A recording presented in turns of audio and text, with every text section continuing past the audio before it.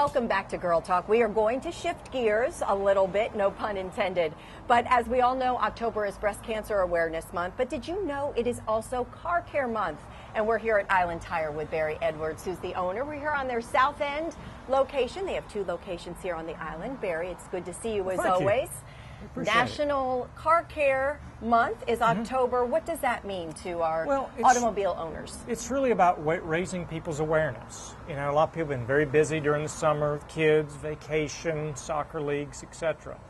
Now the kids are back at school. A lot of times it's kind of like you go for an annual doctor's visit. It's a good time to make sure that the car is ready if you plan on doing traveling for the holidays. Or if you've put off doing some things during the summer because you've been busy, you've been doing trips. Or traveling, right. Exactly. So it's time to really just kind of take an overall look at the vehicle and just check, making sure everything is running in its optimum way. And you all do that. What's the checklist really for something like that? Well, a checklist, we refer to as a courtesy check. Look at all the fluids, the condition of the belts, the tires. Look if you've got any unusual wear. We've talked about that. You know, if you've got anything out of alignment, if you've hit a curb or a pothole, maybe time to get that checked. One of the other things, and kind of what we've got today, is brakes. Going to learn a little bit about the brake system. Sure. I mean, tires are probably your #1 safety system on the vehicle because it changes, and we've talked about how it really affects the ride and stopping ability. But what actually makes the vehicle stop using the tires is the brakes, and it's an area that they don't require a lot of attention. You know, brakes will last anywhere from 30 to some cases as much as 60,000 miles on a vehicle. What we've got here are some examples of ones that have all come off of cars simply because they were used up. They reached the end of their lifespan, and it was time to put some new brakes and new pads on a vehicle. So we've got some what you've called rotors here, different styles, and I've been learning all about the brake system off camera before we started. So the rotors are a little bit newer. You said they used to be all drum brakes. Yeah, this right here is a drum brake, and this is what all cars were built with up until probably the 1960s. Okay. Then they started figuring out by going with something like a disc brake like this.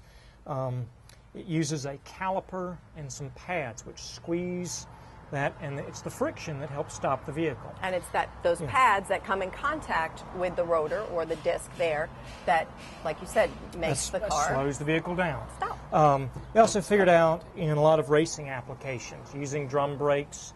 Start using them, they would heat up. The drum would actually expand, and so as it got hotter and hotter, you would actually get less and less braking effect. Whereas with rotors, they can heat up. You can have some issues there. That's why some of them, like this one, is considered a ventilated. It's got two cast iron plates and holes through it, so it ventilates, it cools back down a little quicker. Okay, so depending on the type of style of car that you have, or if it's a performance vehicle, will depend on what type of braking system that you have. Very much so, and also how large the car is. Like I said, sports cars are generally going to have disc brakes all the way around.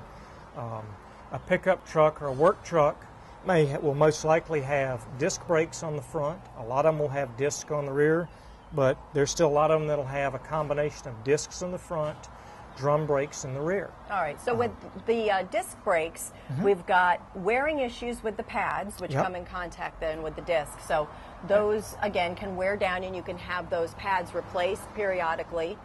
But then also there's wear and tear on the rotor, which is underneath, and that's what we really want to be aware of as well. And you have to understand that the pads and the rotors, or the discs, are made to wear. They're like a disposable item. They're just like a pair of shoes, a pair of sneakers that you can wear for only so long. We can put a man on the moon. Why can't they make brake rotors? Well, they can, but no one wants to pay for them. You know, I suppose you could make them out of titanium and, you know, have $10,000 so brakes. It's, again, part of that preventative maintenance. You know what? It's a lot less expensive than getting a whole new car. Let's just say that. Very much so. There are a couple things we use to check that. This right here, this is a set of brand new pads. They're fairly clean, See how thick they are? Use Mine a gauge. did not look like that. Yeah, When we'll use a gauge like this. Now, Debbie's were back down they around were very, here, which means when they're at the red size, that's 2 or 1 millimeter, they're time to be changed. replaced. So you'll check the width of the brake pads, and also if the rotor has a little bit of a bow in it as well. Well, it can have right? two things. It can have either warping if it's gotten overheated, or what happens over time. This right here was the full thickness of the disc. And if you look at it just from this edge, it looks like, but if you look in here, I don't know if you can see it on camera, you see where it's got this lip? Yes, yep. Okay, this is the amount of steel So that's wear and tear. iron that has been ground off by the pads over a period of time. And the way you brake makes a difference on how long your Absolutely. brakes last. So make sure you come into Island Tire, have them check all of that out for Car Care Month in October.